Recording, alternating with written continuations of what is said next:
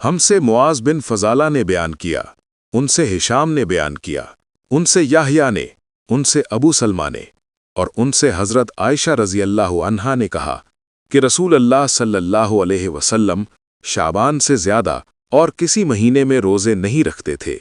शाबान के पूरे दिनों में आप सल्लल्लाहु अलैहि वसल्लम रोज़ा से रहते।